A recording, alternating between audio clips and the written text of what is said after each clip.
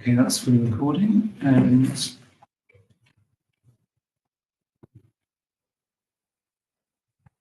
check that online. Yeah, all ready to go.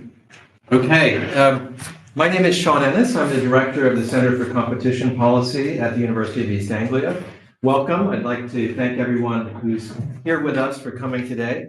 And also the people online, welcome very much to this event. And especially a doubly large welcome for Willard Mwemba, who is the head of the Competition Commission in COMESA. For those of you who might not have come across COMESA before, it is a regional grouping that's very much like the European Union, except it has a larger population, and Willard is heading up the equivalent of DG Competition. So we're really honored to have you with us today, Willard. You are both an economist and I think a bit of a lawyer by training. Yes. And so we've known each other, it turns out, almost 20 years. And I've always had tremendous respect for you. And I'm really delighted to see you in this role now and talking about the topic of today, which is something many of us are quite interested in here on campus. So over to you, Willard. Thank you so much, Professor Sean Ennis. Thank you so much for those warm welcome words. As it says, we've known each other for close to 20 years now. I don't know if I'm still an economist or a lawyer or just masquerading to be one of them. Because when you're a jack of all trades, you're a master, master of none, right? Yeah, but so today, we'll be talking about competitive dynamics and policy frameworks in the COMESA agricultural markets. Now, Prof, I've intended to skip a few slides so that, because I only have 1 hour, 15 minutes, right? That's right. Yeah, but I'll try to go through some of them very fast so that I just give a background to everyone, because some of them were not here in the morning for the other presentation. So how do we move this one? Just downward arrow on the keyboard. The other keyboard, maybe. Oh, the other one, yeah? Okay, yeah. Okay. So we can skip that. Just to be brief, very fast, because some of these things we spoke about them in the morning. COMESA stands for the Common Market for Eastern and Southern Africa. The acronym is very misleading because it doesn't include only countries from Southern and East Africa. As you can see on this map, everywhere there in blue is COMESA. And clearly that map does not only show South and East, because South and East, unfortunately, I don't have a pointer for those who are joining us online, but South and East would be this area only. But it extends all the way north, the Horn of Africa there, north of Africa, and the Indian Ocean islands. So it's beyond East and Southern Africa. It has 21 member states, population 640 million, land area above 12 million square kilometers. It's actually above, I think it's 12.8 to be specific. GDP of $1 trillion. Trade there about $383 billion import and export there. Intra-COMESA trade itself, 10 billion, started as a PTA in the 1980s. I'll be very specific to you here that in fact it was 1981, so the 1980s from 1980 to 1989, but specifically it started as PTA in 1981. PTA was meant the preferential trade area, and it only involved few countries in East and Southern Africa. In East, I remember Kenya, and I think Tanzania. Then in the South, I remember Zambia. There were very few. Then it transformed to COMESA in 1994, basically moving from just preferential trade to a common market.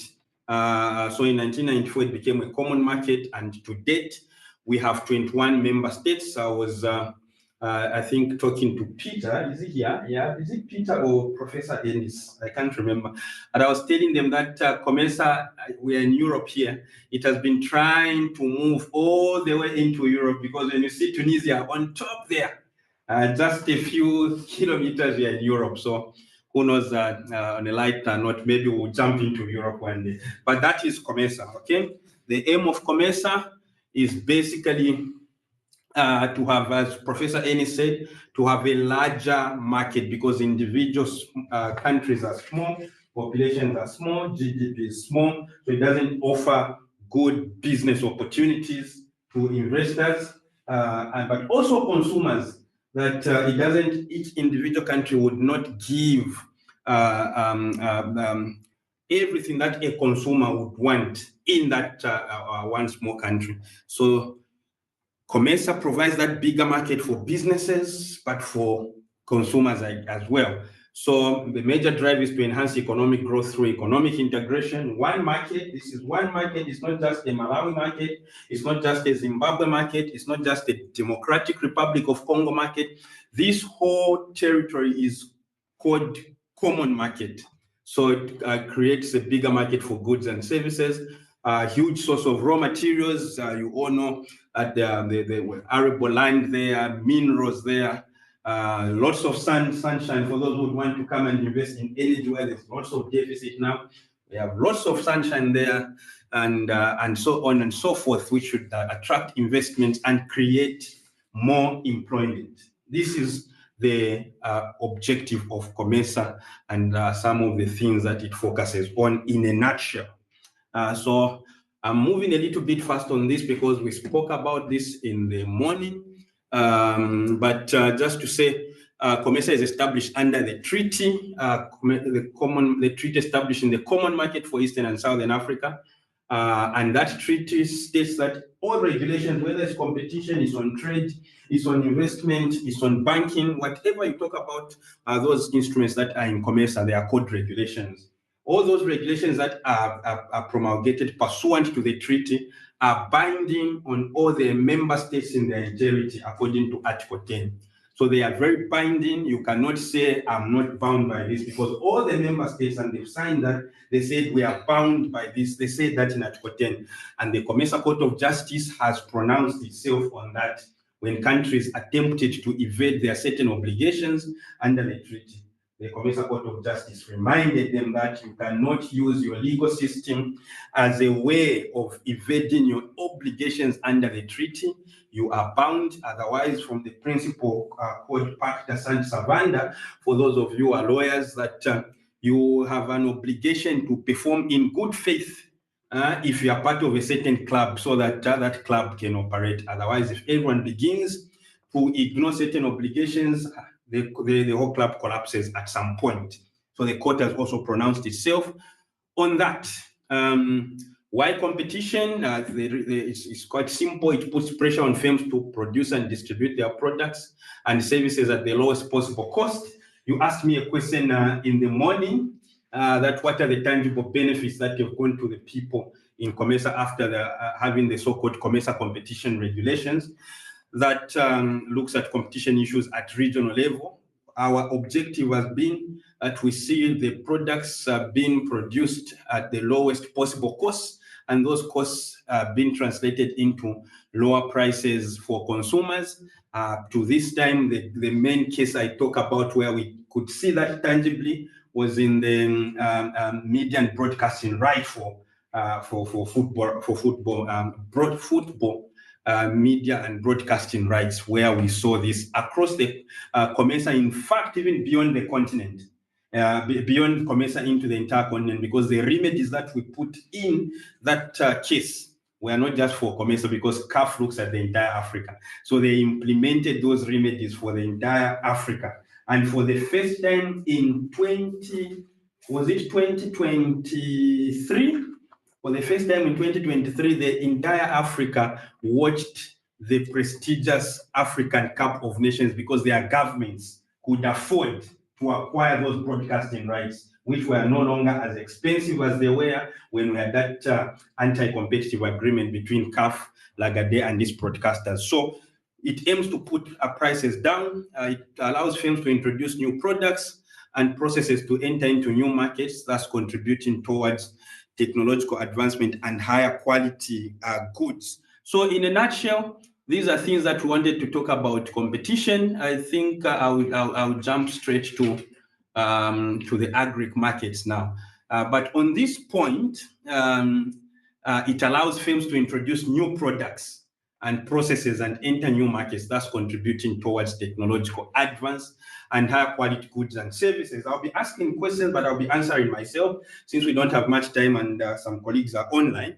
There used to be a phone called, and I've got please Chatham House rules, so I'm not decampaigning anyone, marketing for anyone, but these are facts that we can see in the market. There used to be a phone called Nokia. I remember in the 90s, late 90s, when I was still in the university in the 90s, that was the phone we would have as students, and you were considered to be a high-class student if you had that phone. It was a Nokia 5110, big one, very big one with an aerial. And so you were the dude if you had that one. I remember even when you had no airtime on it, because airtime was very expensive. Even when you had no airtime on it, you'd be pretending to be speaking on phone and yet there's no one who is there, just to show that you are the one. Where is Nokia today? It's there, but no one really thinks about it. Came BlackBerry around 2008, and Barack Obama, when he became president, he was using that phone, BlackBerry. So in my country, we used to call it the Obama phone. It was the phone of the, so if you bought a BlackBerry, you were the guy. Where's BlackBerry today? Very few people talk about it. Then we saw innovation coming in from these two guys, Apple, Samsung. That today we keep on arguing. Those of us who are Samsung, we think it's the best phone. Those that are Apple also tell you it's the best phone. Then we start bragging about the features that each has. You know what? Competition drives innovation. So these guys, they've been trying to outsmart each other in the process that has been to our benefit. Our phones are libraries, they are galleries, they are medical, they're everything. That's why these days, if you've forgotten your phone like I did this morning, you feel like you are lost because your phone is everything. It's your office, it's everything. Okay? What has caused that is competition. The moment Apple brings something today, it will only take a month or two. Samsung has brought something as well. The moment Samsung does that, and that competition has been to the benefit of us, the consumers. And that's why if Apple and Samsung chose not to compete, we would be very worried as our consumers. Adam Smith, people of the same trade, seldom meet together, whether for merriment or even diversion. But when they meet, the conversation always ends in a conspiracy against the public or controversy to raise prices. Apple and Samsung, to us as consumers, they should compete to our benefit. If they stop that, the Adam Smith principle may kick in, because then that competition that they have amongst themselves to our benefit disappears. Okay, so now let's go straight to the agri markets. Now we can skip some of these other things. Latest research that the COMESA has been doing, agricultural markets. Why? We want competition in those markets. You know the reason why we want competition in those markets, especially for the common market for Eastern and Southern Africa, I'll tell you, but we want those markets to work well. We want those markets to work efficiently, because if those markets are working efficiently and well, we'll have employment for our people, we'll have poverty reduction, because agriculture is the mainstay of our economies, and so on and so forth. So let's go now to the reasons why. Why agricultural markets? Why are we focused on this? 80% of the labor force in this 21-member state organization called COMESA, 80% of the labor force is in agriculture. And this 80%, the majority are young people. So it is a serious source of employment. 32% of the GDP that I spoke about, the 1 trillion, 32%, all of that is just from agriculture. All the other sectors share the other percentages. 50% of the raw materials come from agriculture. 65% of our forex in this 21-member state institution, 65% is from agriculture. So this picture would give you why agri markets for us should work very well. Number one, it will contribute to reduction of poverty by those that are involved in agriculture, because most of the people involved in agriculture currently are peasants. and this system is not working well for them, as you will see. Number two, it will contribute to employment, 80% there. Number three, it will contribute to Forex, which is very important for us to trade with the rest of the world. So for us, agri markets should work well, but are they working well? No. What could be the issues? Competition issues, as we'll begin to see. Okay. Why agricultural markets? I think I've spoken about some of these things. Farmers are perpetually poor and becoming poorer and poorer. When I was born some years back, there were people I found as small-scale farmers. I'm now an old man. I always brag to my very good friend, Professor Sean Ennis, that look, when I saw you, when I first met you, I didn't have this gray hair. And I used to keep a little bit of some hair, a little bit of some beard. You know what? I just started cutting it deliberately, not that I've changed the style. I'm avoiding this white stuff. Okay? So I've seen a few years now, but I found certain farmers who were small-scale farmers as I was born. They are no longer small-scale farmers. They are now what we call peasant farmers. They've even regressed. All these years, they are very old now. These are old grandfathers now. They've regressed, and collectively, if it was just a few or one would say he didn't do and play his cards well, but collectively, they've regressed even from being small scale to down being peasant. Okay? Merchants becoming richer and richer. Merchants basically will be the people involved in the agro trade value chain, big companies that buy from farmers, store the produce, process it, finally sell it to the consumer at a very high price.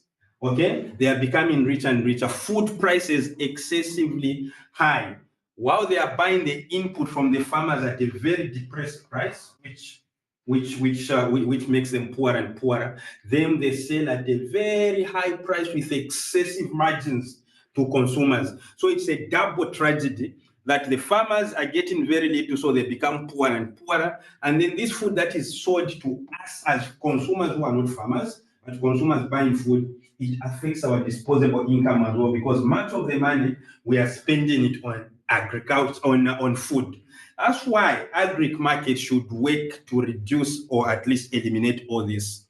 Okay, so we started the research which we called the African Market Observatory, and we've been undertaking this in phases. So far, 3 phases. The first phase, we were researching agri markets in Malawi, Zambia, Zimbabwe, Kenya, and Uganda. The products involved were maize, because these are the staples in these countries I've talked about. So we wanted those products where there will be much impact from our research. Not to go and talk about Prof, we have what is it called? Olive oil from Tunisia. So if Tunisia was involved in this research, we would have been looking at olive oil. But if you go down to the countries that were involved there, if olive oil is there, but it's only for few people and it's very expensive, so it will be for people who are in that class, it will not have an impact because it will not. So we chose products that would affect masses: maize, soya beans, rice, maize meal, and soy meal. We found issues there. We moved to phase 2, included 2 more countries, the DRC and Rwanda, and also added products, fertilizer and vegetable oil. And now we are at phase 3, looking at the sugar sector. All these sectors, impactful sectors, all these products, impactful products that would have an effect on the majority of consumers, but also the farmers. So, what were the general conclusions from these studies? We said African countries continue to be net food importers while having the potential for substantially greater agricultural production. Food in African cities is expensive. Prices have generally been much higher, 30% plus, than in other developing regions in the world. Food in Africa is very expensive. Food in Europe is very expensive, by the way.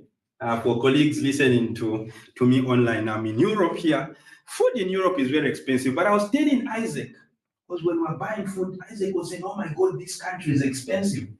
It's much cheaper back home. So I told Isaac that you are comparing this in absolute terms.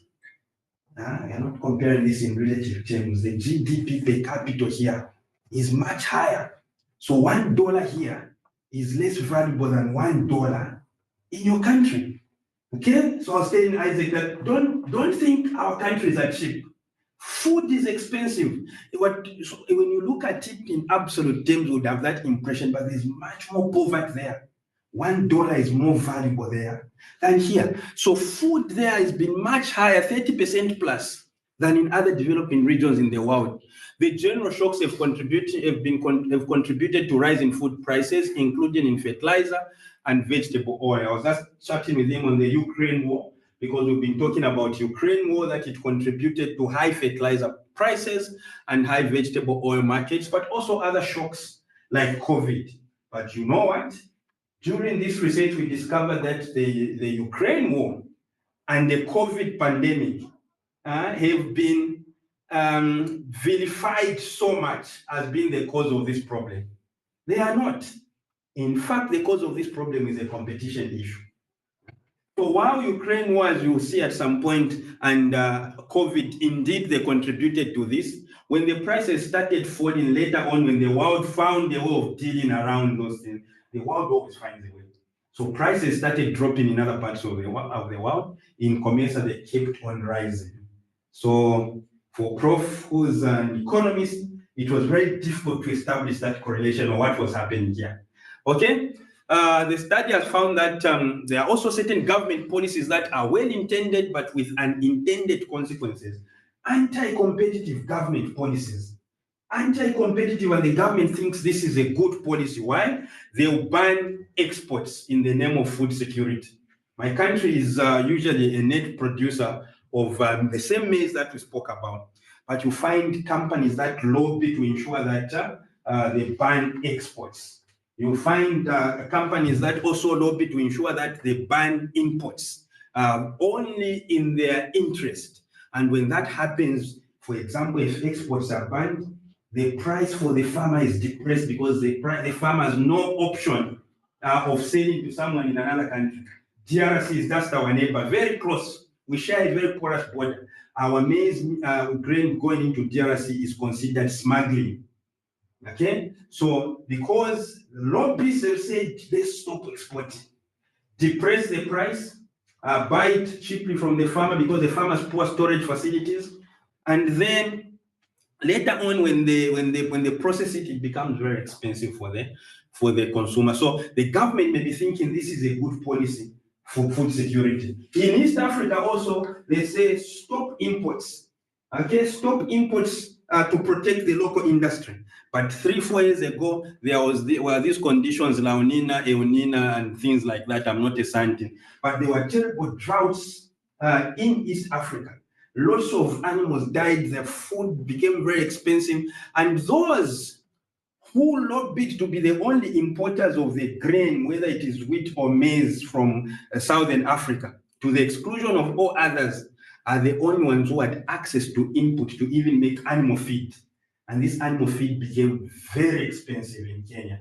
That we saw with our eyes with this research that some companies in Kenya who are involved in the production of livestock feed had to close down because they could not afford the inputs that were very expensive, or those that could afford, but they were not the guys importing the actual raw material. When they made the feed, it was so expensive that a local farmer, a small-scale farmer producing chickens or even beef could not afford to buy that feed, and they had to close down. What did this do? Affected growth, it affected jobs, it made the people more poorer. So these are things that are real. The study also found that markets are not working well across East and Southern Africa region, resulting in high food prices. This is what I've just said. Farmers are at the heart of improved food systems, but earn little for produce, lack of proper storage facilities. This one is an infrastructural and systemic issue, I should say. But because of that, the traders have taken advantage of this. They've taken advantage of this shortcoming, if I may use that term, to abuse the farmers, because the farmer, once he or she harvests and they have no storage, these are perishables, they are forced to quickly sell to these guys, and these guys are vertically integrated from storage to processing, transportation, distribution, to actually the final product. So they'll quickly buy and move from the farmers at a small price and put them in their own storage facilities. Concentrated markets at input, trade, and processing. There are very few in this market, a few of them. 1, 2, 3 at most. Okay, so even the competition amongst them is not there. The farmers have no choice because in the first place, there's no competition. If there was competition, maybe some of them may give better prices to the farmers. But the consumer is also disadvantaged because even after the processed product has come out, edible oil, for example, when it has come out, it's only those few that produce, and the price will be not a very competitive price. High fertilizer prices affecting high subsidization programs. Fertilizer, some of them are vertically integrated, including the fertilizer itself. So fertilizer is very, very expensive. And in our countries, the government is spending a lot of money to subsidize fertilizer to give to the poor farmers. But what the government is not knowing is that when they subsidize that fertilizer, in fact, they are giving it already to the rich traders indirectly. They'll buy the fertilizer from these guys who are vertically integrated, buy that fertilizer at a high price, subsidize it. So government has bought, subsidize it, and then give it to the farmers. The farmers produce that crop using the same fertilizer, but they sell it at a very cheap price to the very same guys. So you can see the vicious circle there. And the government is thinking, oh yeah, we are helping our farmers. We are putting in money. It's millions and millions of dollars every year that governments are spending in COMESA, not knowing the trick. We buy from him this fertilizer. When we buy from him this fertilizer, we buy at $4 million. These are just an example. We buy it as government. We sell it to the farmer at $3 million because we're trying to subsidize. Our $4 million is too much. We sell it to her at $3 million. She produces the crop. That crop, she ends up selling it back to him at a depressed price. Who has bought that fertilizer? It is there. It's a very sad situation. Those are the things that are happening, and the poor suffer the most from high food prices. And like most of you who are very educated and they've got good jobs, for the majority of citizens in our member states, they live in rural areas, and the bigger part of their expenditure or income is spent on food. Okay? Challenges in African food value chains. Eastern and Southern Africa has potential to expand food production sustainably, e.g. 60% of Zambia's arable land. In the morning, I was talking about investments. We want people to come and invest. There's still 60% of land that is arable, fertile land, untempered. You don't need fertilizer, you don't need anything. Just throw a seed there, it will grow. Uganda, in fact, they say it is one country where whatever you throw, it will grow on its own. But why haven't we seen investments with all this? The reason is what is happening. The market cannot afford to, cannot allow other players to come in because of anti-competitive practices by those who are concentrated in these markets. So African agri-food markets are not working well and are characterized by high import dependencies, lower producer prices, I've spoken about this, high consumer prices, limited market information. Especially consumers and especially farmers, the access to information is so very poor, and these companies, the traders who are very vertically integrated with sophisticated systems, have taken advantage of that because they have all the information at their fingertips when the farmer does not have that. For example, they are able to tell very well when there will be a drought, when there will be good rains, and the strategy around that, the strategies around that, farmers do not have that information most of the time. Inadequate infrastructure, we've spoken about it, and those other two issues down there. Okay, so I was trying to rush so that at this time we need to finish this presentation because the important issues are on the slides we are beginning with now, so that you see the picture. Peter, you still don't have the... I'm sorry, I will step out and see if I can find it. I think it's... Okay, no, it's okay. But I would have loved to have it here, especially for my colleagues joining online, but it's fine. So let's start with fertilizer, because fertilizer is actually the most important input to finally have that food that we buy. Okay, so we are saying there are high fertilizer prices because of natural gas price increases. That is the picture people want to give, but that's not the only reason, by the way. There is rocket and feather phenomenon. We observe that when these prices, the so-called high prices because of natural gas prices, even when natural gas prices stabilize, the prices for fertilizer never go down. So rocket and feather phenomenon, prices in the region increased more and remain higher as international prices decline.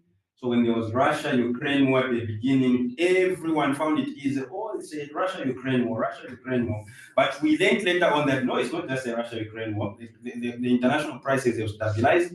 Our prices have kept on going high. Import prices even higher in inland countries, and excessive margins by traders.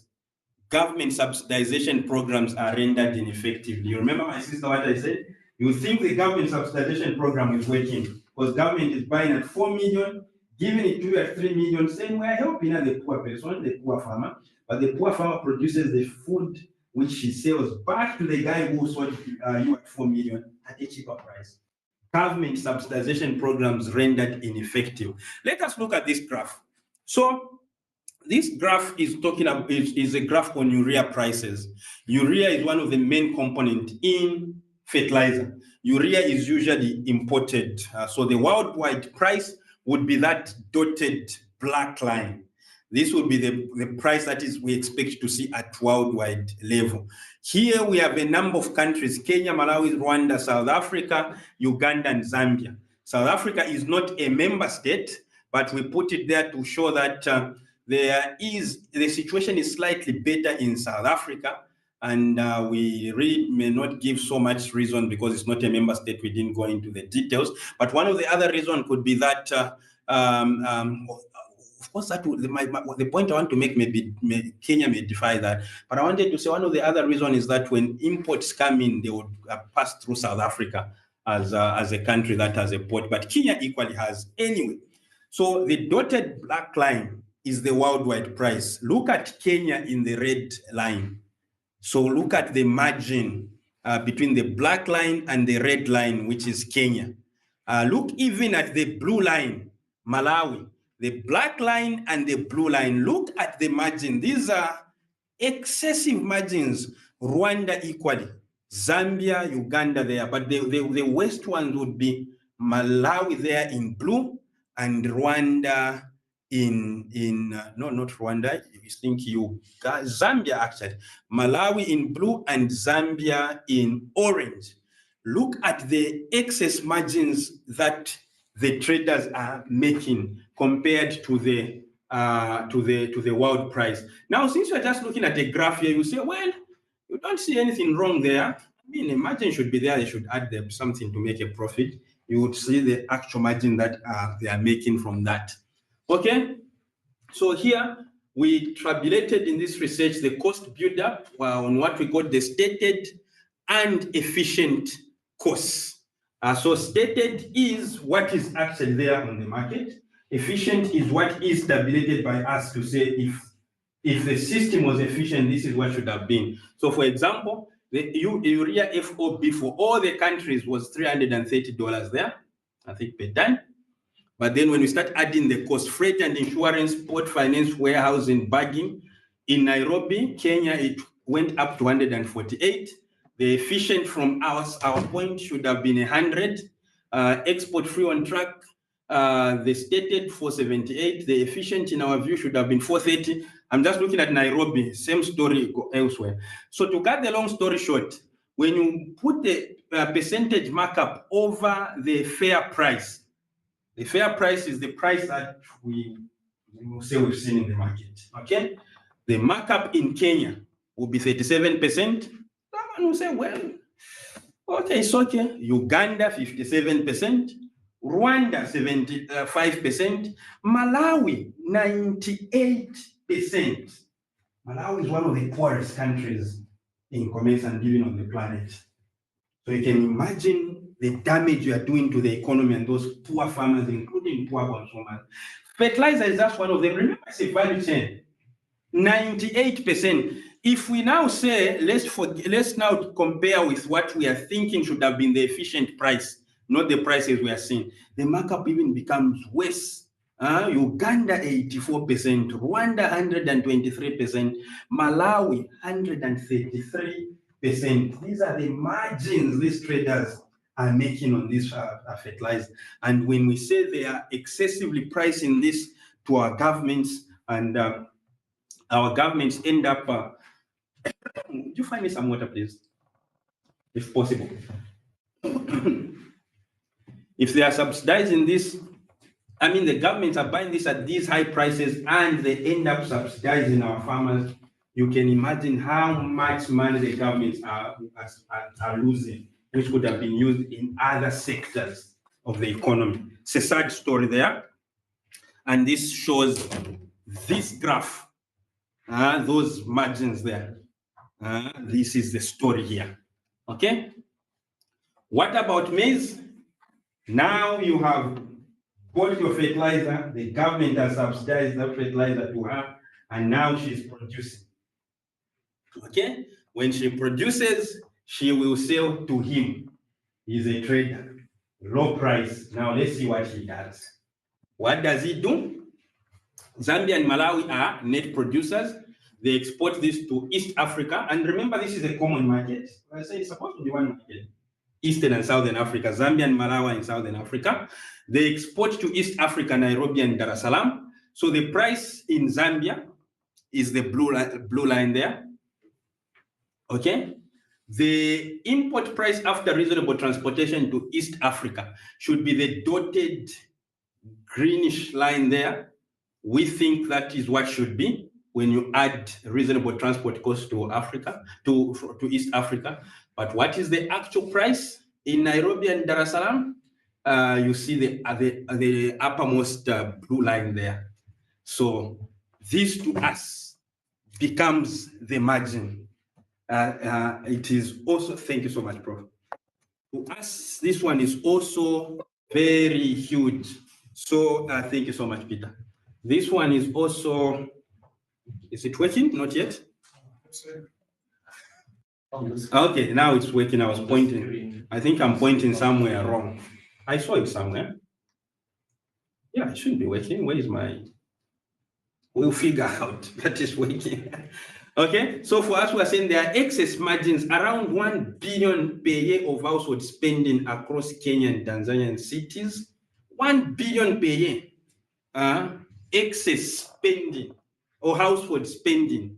That leads to those excess margins, undermining production and squeezing farmers in Zambia, because the farmers in Zambia are not benefiting from that high price. It is the traders, and it's only them that have lobbied the government to have export and import licenses. So you squeeze farmers. In Zambia, production declined in 2022, even when there were good rains and big deficits in the Horn of Africa. Kenya needed more produce. Kenya needed more grain because Kenya was suffering from a drought. Its animal feed sector was struggling. The livestock itself was struggling because feed had become expensive. And yet there was Zambia that had the capacity of producing more. But why? Because the previous year, the farmers felt like we can't continue buying and selling at this price. It's so low. So no one, very few of them produced the crop. And yet there were big deficits in Kenya, which could have led to them actually accessing even a bigger market and at a better price. Soybean, same story there. Producing areas, Zambia is one of the bigger producers there. The lower blue line would be the price in Zambia when you take it to East Africa. And remember, all this is required for the feed and livestock feed production in East Africa. The dotted line is what we think the price should be, but the actual price is in the blue one, which also shows excess margins of $400 per ton, or $320 million per year on existing production in Malawi and Zambia, undermining feed to poultry and fish industries downstream. Many SME producers are also affected. Some of them even closed down. This is what we found out in this. Okay, this thing is working, but when you put it on the screen, it's not showing. It's okay. Yeah. Okay, so extensive signals of coordination, information change, mount market contact. Remember, I said there are only few and they are vertically integrated, all of them. So we see coordination, signals of coordinations, because some of the behavior is very uniform, pricing quite uniform, then information exchange, then multi-market contact, because you may be thinking they are separate, but another one in a different country, when you look at the linkages in terms of shareholding and the like, you realize they've got those linkages, which results in multi-market contact, or to the detriment of the farmer. People of the same trade seldom meet together.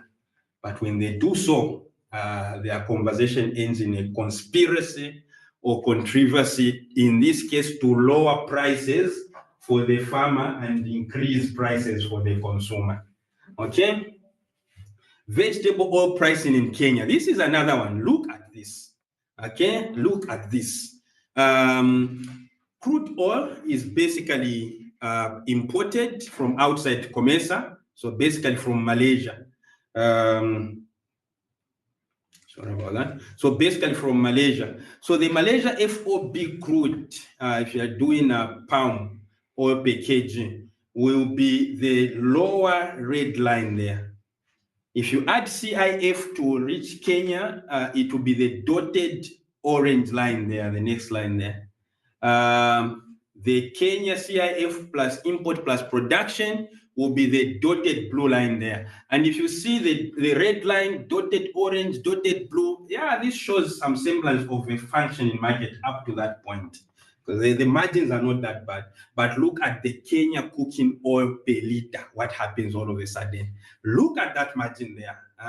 It begins to defy the logic and consistency we are seeing from Malaysia FOB to Kenya CFI to Kenya to Kenya CIF to Kenya CIF plus import plus production. From there, the inconsistency now is seen when you now go to the actual cooking oil price of cooking oil per liter in Kenya. Zambia is an even interesting story. Consumer prices of cooking oil in Zambia against input and production costs, excluding VAT. Zambia produces lots of soybean. They are not even importing. Produced there. They've got capacity to even export. So the cost of soybean, the blue line down there. Price of cost of producing oil per liter, the next light blue line there. Price of soybean oil, the one that is above there. Look at that margin also. Between the two blue lines, the lowest one, the dark blue, and the light blue one, which is the cost of soybean and cost of producing oil per liter. The margins are reasonable even from a pictorial point of view, but the moment you go to the price of soybean oil in Zambia, it becomes so expensive, and that I'm Zambia, and that one I can attest to where I see it.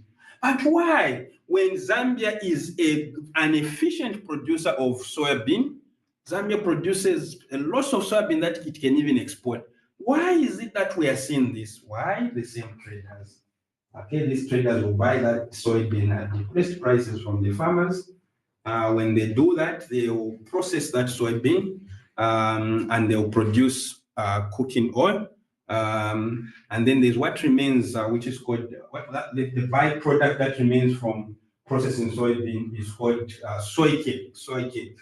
That cake can be used to produce animal feed. And Kenya is saying we need this. But you know what they'll do?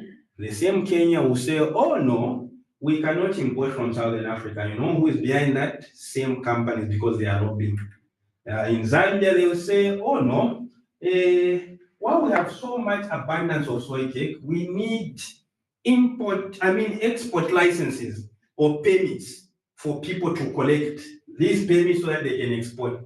You know what they are doing in the process? It is only them who have those permits, because that's where red tape and rent seeking comes in. So these are terrible things that you are seeing. That is not just a competition issue. It's a trade issue. It is rent seeking behavior. It is unconscionable conduct. All sorts of complicated stories are coming out of this. This picture is worrying. net producer of soybean produced in that same country. They are not importing. They've got so much capacity even to export, but look at the price of the final product. Malawi, similar to Zambia there. Okay, now what are the recommendations, study recommendations? So what we've said now is to come up with a price monitoring and tracking through the AMO, tracking these prices and monitoring them. But why tracking them? Isaac, since you are the researcher, maybe try to tell the audience, so what if you just produce a price monitoring and tracking? You've seen the problem already. What change, what will make you then act through a price monitoring and tracking if you've not acted on this sad story that we have seen already? Yes, so it means that when going forward, actually we'll continue to see whenever there is possibility of misbehavior, we'll see from the tracking of prices, which then gonna allow us to try and make sure that if there is divergence, we investigate and try to solve the challenges. Yeah, so the price monitoring and tracking, basically, this was a study. This was a research. It was not an investigation. So it has given a picture of what is happening in the market and that there are these problems. What may come out of this now is to investigate those, but to investigate, you really need more evidence than this. So the issue is, okay, we have seen this. How do we then pin these people down if they've continued doing that? We'll be tracking that. Also looking at other market conditions, and now things are moving. But also post-major analysis. The world itself, not just COMESA, has contributed to the concentration of these traders, commodity traders, through these mergers and acquisitions that started bit by bit. This one, and it's at world level, and these are some of the things we're discussing even at the ICA in Edinburgh last week. That the world actually, I don't want to mention companies, but I'll mention them. These are things in public domain now. The world created Bayer Monsanto's, the world created ETG Sabic in COMESA especially, the world created Punze Vitera. All these are measures that have been approved. And one of the reasons why they may be a problem is that they were approved in most cases with a national perspective. So looked at it in isolation, forget about EU, which is a bloc. COMESA only started in 2013, so some of them happened before, but COMESA also contributed to Punze Vitera. And I'm not saying there's anything wrong with those measures, by the way, don't get me wrong. All I'm saying is the concentration that we are talking about, by the way, competition authorities sanctioned that because they were approved. Then today we say this market has become so concentrated. Okay, what are we doing ourselves to say, could we have Sabic ETG? Could we have contributed to some of the things that we are seeing? Sabic is very vertically integrated, so is ETG. They merged in COMESA. Sabic is involved in fertilizer distribution and production. ETG is also involved in fertilizer distribution and production, in addition to processing, buying soy grain and maize meal, producing oil, and then we allow that measure.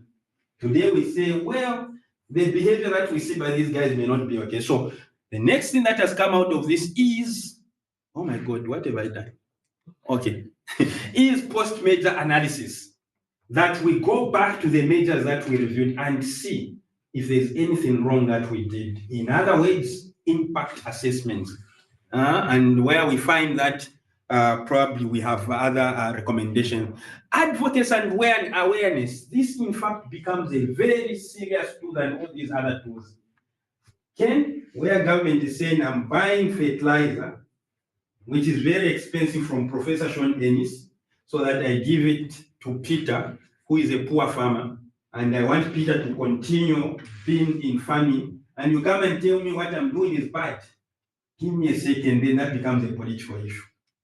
Okay? Even Peter, because he doesn't have information. Remember I said lack of access to information by farmers. The moment I'll tell Peter, you're being duped, so we are thinking this guy should be eliminated, they shouldn't continue dealing with you. Peter, because he's an informed farmer, they will come out as a group and say, we can't tolerate what these guys are saying. Otherwise, as farmers, we are going to collapse if we can't get this subsidized fertilizer. That is what they'll be thinking. To change that narrative is not an immediate investigation issue. It may be beyond that. You may need to be much more cleverer than that. Advocacy and awareness to national competition authorities, member states, governments, and the diplomatic corps. What we did us in COMESA, when we had these findings, we invited the ambassadors, all the ambassadors in COMESA, and showed them, look, how much you are losing. It's just that it was made for this presentation, and I was mindful of time, so I've not shown you some of the figures. But we went to the diplomats and told them, look, our calculations have shown that for this government subsidization program of fertilizer, you are actually losing this money. This money. And then when we move from the diplomats, the expectation was that they'll take it to their capitals. We have privilege at COMESA, where we meet every year, the Council of Ministers. At that meeting, we brought this. Look at what your governments are losing. This is lots of money that you can invest in other sectors. And some of the countries got so interested in that. Burundi, the minister, in fact, in Burundi, she even said, COMESA Competition Commission, can you give us specific policy recommendations that we should implement in our countries to stop what is happening? And then give us timelines within which we should implement this, so that we come and report to you. I felt so nice because I was saying, same for me now, the ministers are saying, we want to come and report to you. But why? Advocacy becomes a very good tool to use in things like this, which may easily become a political issue. Okay? And then international consciousness. What we are doing now, COMESA has been at the forefront of this, is to develop what we call the ICN Special Project on Food and Agri Markets, which has now gained traction. The intention or objective here is that there should be much more talk about these issues. Just that talking is advocacy on its own. Just that talking may also shape the behavior of these guys, because now they know the whole world is watching and everyone is aware. Information, Peter, is important. Once these traders realize that Peter is listening a lot to these things, even at world level, he is beginning to have knowledge about our behavior. It becomes an enforcement tool on its own. We call it soft enforcement, because I'm telling you, you have to be clever on some of these issues. They easily become political in most countries. So what you may think is a good thing to go and do an investigation may simply backfire. So sometimes you start from the highest level, those guys whom you can't investigate because they are government, but you show them the problem. And then nicely things begin to trickle down. I think this was it the last one? Yeah. Okay.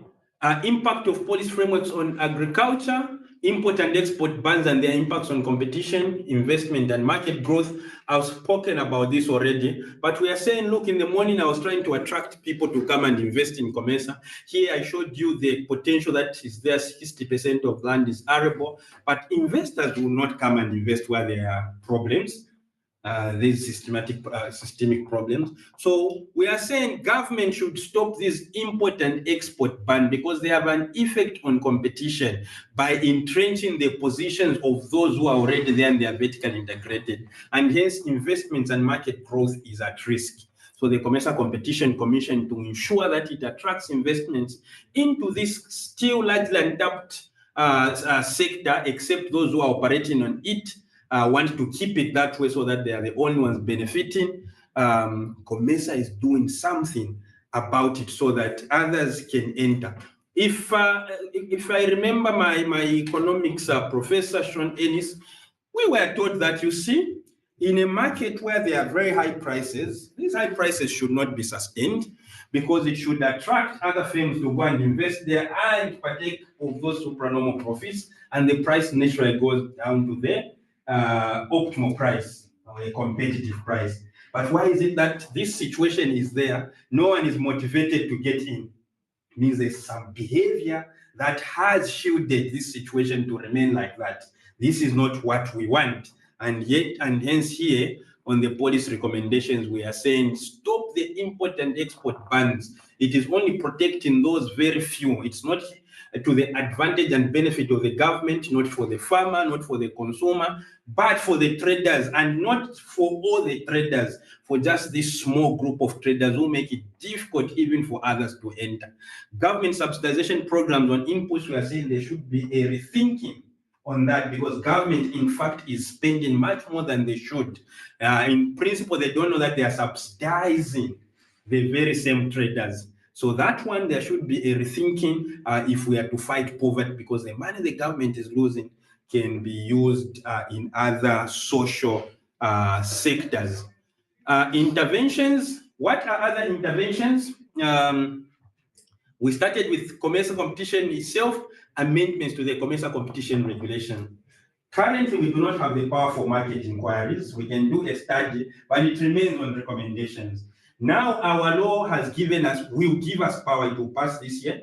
It is under consideration as we speak. So that draft law has now provisions, and those provisions were put there after we saw the problem here, and we realized maybe the problem is there, but we don't have much teeth to bite, because this was not an investigation, but had it been an inquiry, with the powers that we may have now, if that law passes, we actually have powers to institute or impose remedies, even in a market inquiry.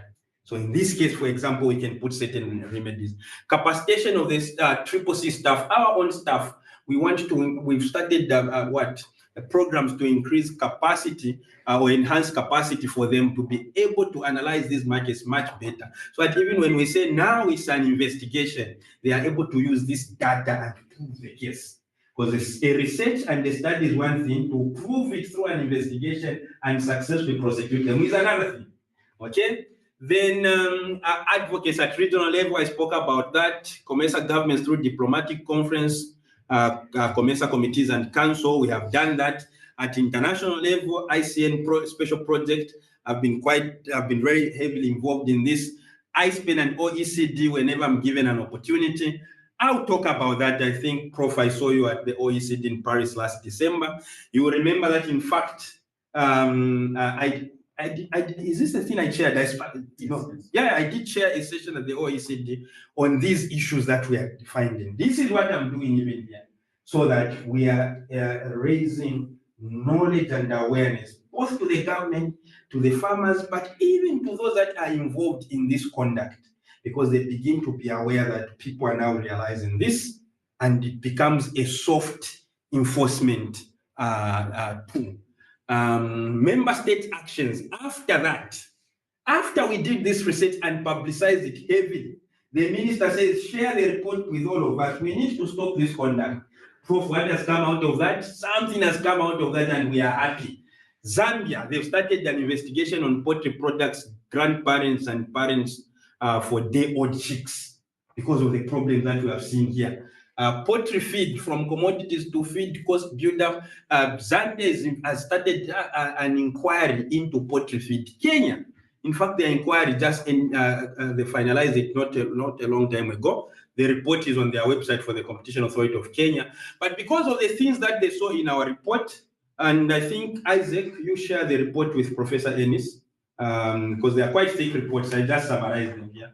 Because of the things that came out of this, Kenya said, oh, wait a minute, so this is what has been happening. Thank you, COMESA, for exposing this at regional level. Now we'll get into Kenya itself to see what is happening. And the Kenya report found terrible, entrenched anti-competitive conduct. Malawi advocates with government and other stakeholders and initiated an investigation. After this report, this is the Malawi CEO for the Competition Affairs Trade Commission there. He said, what the COMESA report has shown is the practical thing that we see on the ground here, year in, year out. So there's an issue. So I started an investigation on fertilizer. The sad part is, and the court had the point, but they suffered some heavy blow, because when they saw fertilizer prices kept on skyrocketing, they issued an interim order, the Competition Affairs Trade Commission, that should stop increasing the prices for now until we end our investigation. So the companies took the commission to court, and the court said, CFTC, what you're doing is wrong. Competition Affairs Trade Commission of Malawi.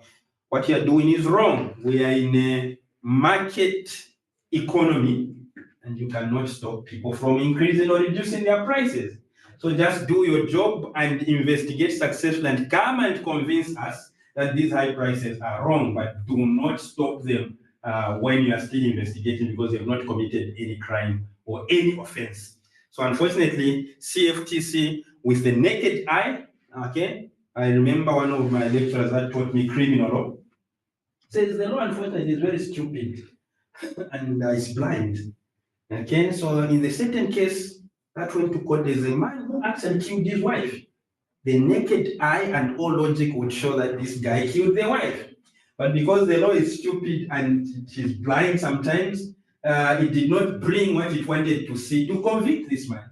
So the court in Malawi, I think that was the logic. They said, yeah, you're telling us prices have been going up, but unfortunately, you will not produce any evidence to show that the price has been going up because of your concern. And we cannot stop this guy from doing that. Bring the evidence, then we'll talk. So unfortunately, what CFTC wanted to arrest as they continue investigating, the court said you can't do that. But the fortunate part is countries have observed from what we did. And with time, there may be this, critical mass of competition authorities doing this. Ultimately, probably this behavior may be addressed. In conclusion, agriculture remains a low-hanging fruit. If we clean out those things, there's so much investment potential there. It has huge potential to contribute to economic development. The study and these recommendations are unlocking agri sector and this potential to attract more investors. As you have seen now, Kenya, Malawi, Zambia are doing that. I think Zimbabwe has been talking about it as well. Okay, investment opportunities in agri, irrigation. There are huge investment opportunities. If I was talking to the group in the morning, if I spoke about agri, this is what I would have spoken about. Irrigation infrastructure is something that someone can easily come and invest in. It's huge potential. Storage facilities. Some of the problems that we are seeing there is because there are lack of storage facilities. So these companies and traders have taken advantage of that. Someone can come and invest just in storage facilities for a fee to these farmers who I think would be very glad to use those storage facilities because they know it is to their advantage. Cold chain and agri logistics are also very hungry for investors and they need to be satisfied. Okay, global measures and their ripple effects on COMESA. This I've spoken about it. I think we need now to be looking at these measures much more closely. We just approved the Bunge Vitera in COMESA, in Brazil, and a number of other countries. And I'm not saying the Bunge Vitera is a wrong measure. All I'm saying is if we keep on complaining that there is much concentration in this market, maybe we may want to look at these measures much more closely as well. I can skip Mr. Trump there. Yeah, and then I would say this is the end of my presentation. I'll be glad to answer questions if you have any. I think I've kept time now. Yes. Great, thank you.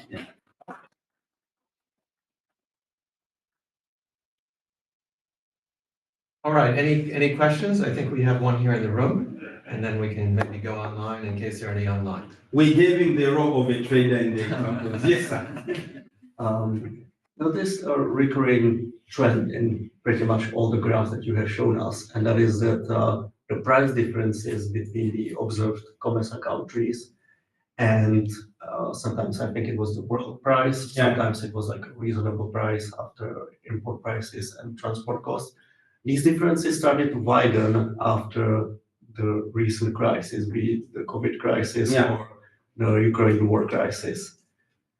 Is this because of like a higher import dependency on agricultural products from Russia and Ukraine, or could it be a part of the competition issue? Because these crises affect the consumers, it affects their inflation expectations, their willingness to pay, and as a result also their demand elasticity. Correct. And in highly concentrated markets, that could result in higher possible price increases. Yeah. So what do you think is the cause there? No, observation is absolutely correct. There is lots of dependency, for example, on importation of fertilizer, but also the inputs that are used in fertilizer. So in some countries, there's blending of fertilizer, but really the actual production of the final product fertilizer, they simply blend. So urea, for example, yes, was coming from that region that had been troubled at some point. But while it was true that it contributed to that, it was a market condition true. Was the war disrupted everything there. So at some point, it was true that what we saw was as a result of the war. But at some point, the war was used as a scapegoat. Because we observed that at the world price, some point started falling. The prices remained sticky, even higher in COMESA.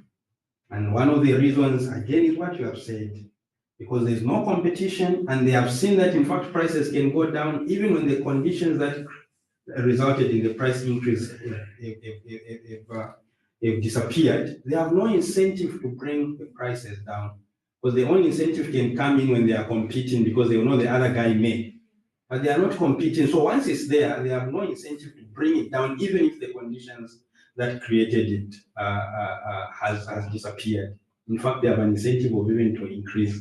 That is what we saw. But maybe Isaac may add something on that. Yeah, so I can just confirm what you have said. Actually, the crisis showed us something that we didn't realize before. Say, oh, okay, this is what is happening. Because you find when the prices went up on the world market, obviously our local markets responded just instantly.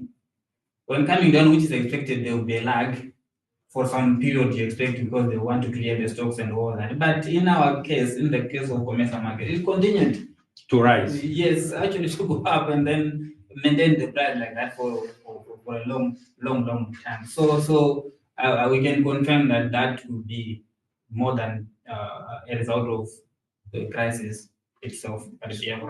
So I sympathize with the term Russia and Ukraine at some point, because I was one of them. In addition to so many others, every police speech was the war in Ukraine and Russia has caused the crisis that we are seeing. The war in Ukraine, it became a wild slogan. You remember the war in Ukraine? But after the research, we realized, oh no, the war in Ukraine has just contributed, but now it is being used as a scapegoat.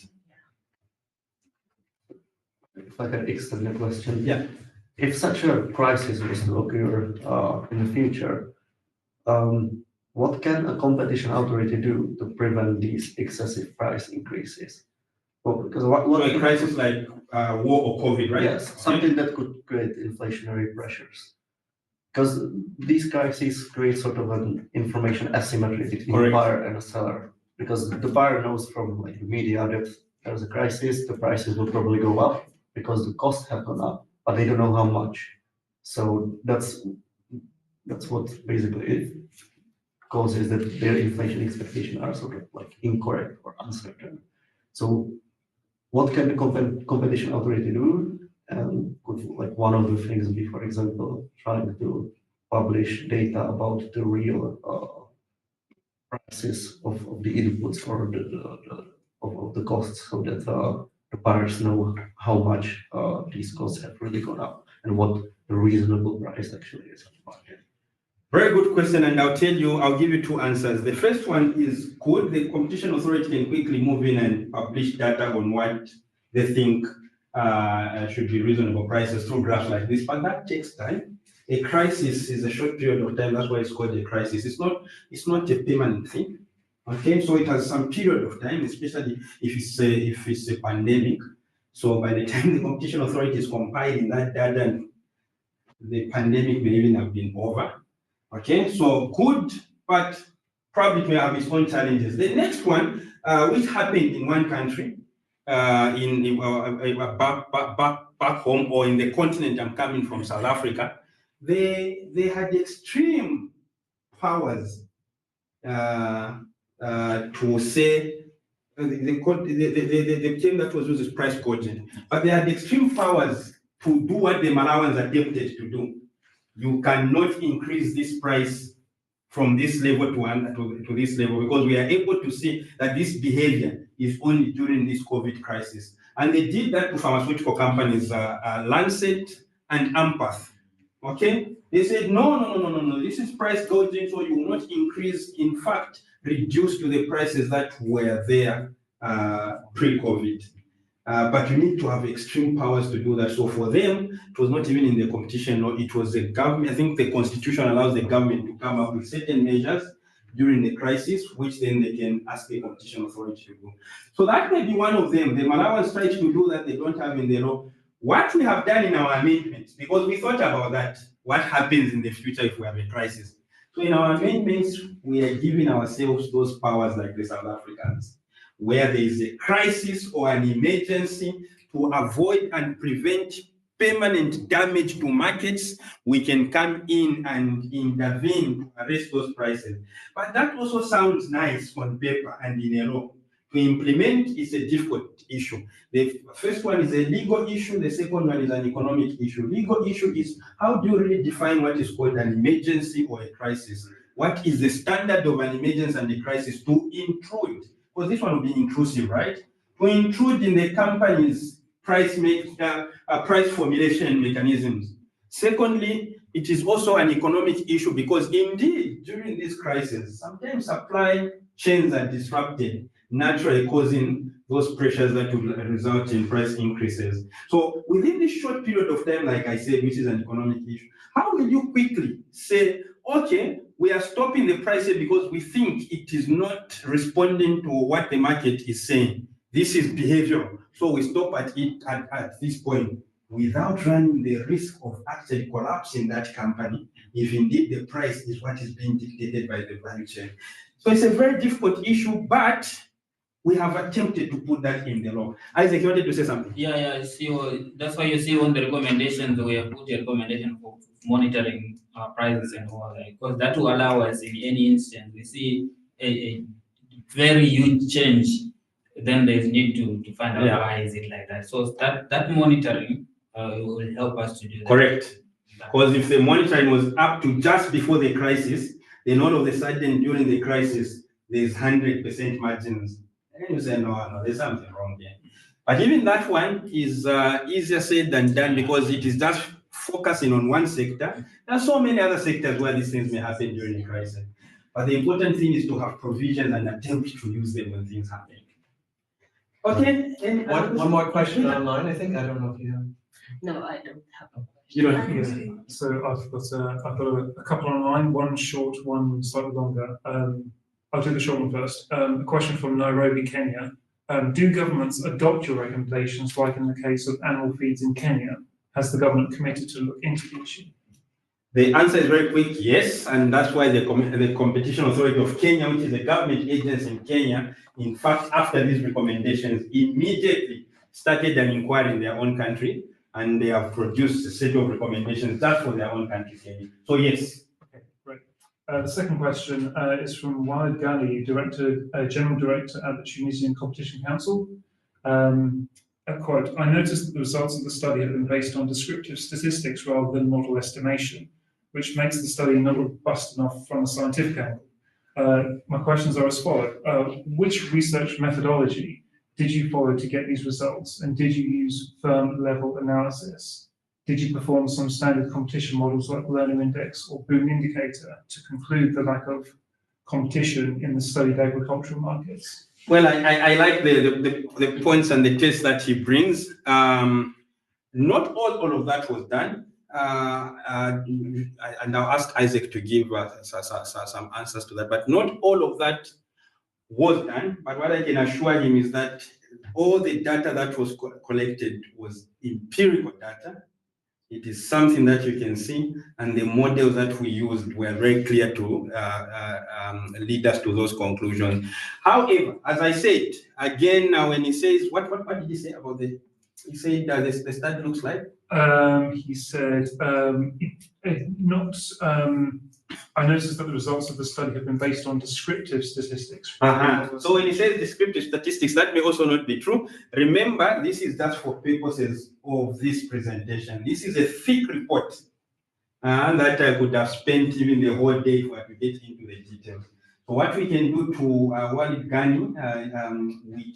can share his email address, or Tausha, you can find it, because these are our colleagues in Tunisia. Sure. Yeah. So we will share the reports with him. In fact, it's not one report. There are 3 reports, 6 reports. So you'll be able to see the methodology properly from there. Yes. Well, it says thank you. Thank you so much. I think she had a question, Prof. Maybe we just have We have later. time. I think we should, we'll take the question. Go ahead. Just So quick, I- if it's quick. You use the example of Nokia and mobile phone to start to describe the relationship between competition and innovation. And we know that in agriculture, technology Yeah. empowers farmers. Yes, correct. And so with all that, you said that like the bans on import and export, have you observed any impact on the agriculture innovation or technology utilization in COMESA? You know what? That's a very interesting question. You know what the problem is? The very same guys I'm talking about. Now they are engaging all these farmers with what is called smart agriculture. Tech. Exactly. Very good. We want efficient production. We want efficient irrigation. Very, very good. But you know what? It is the very same guys, and they've collected so much data on these farmers, so that data becomes a serious asset to them. Anyone who wants to enter has a problem. So it's a very complicated market. So it becomes like a technology monopoly. Exactly. So that technology is very beautiful. It helps probably farmers to have exactly. But the very same guys are the ones that are investing in that technology and collecting data about these very same farmers. And that data is not now just on smart agriculture, it can also be on their own marketing system, because they have information about these farmers. It is a very complicated field that we really need to put our heads together to resolve. Okay, I was going to say there is one, it's from Tola, it's one more, which presumably could be a quick. let's take this one offline if that's okay, because we really need to close down. That's fine. But can you show the sources at the end of your presentation? I think you had some sources that might be interesting, just to make sure that's going to be still available for people. And then I just mentioned that there was an OECD meeting on competition in the food supply chain, for which I wrote the OECD report, and our interest in this topic is definitely ongoing. So I hope that this is a continuing conversation between us all. There's a great need for more research in this area, and I would hope that we could all be part of that effort in the future. So thank you, Willard. Thank you, Tom. Okay.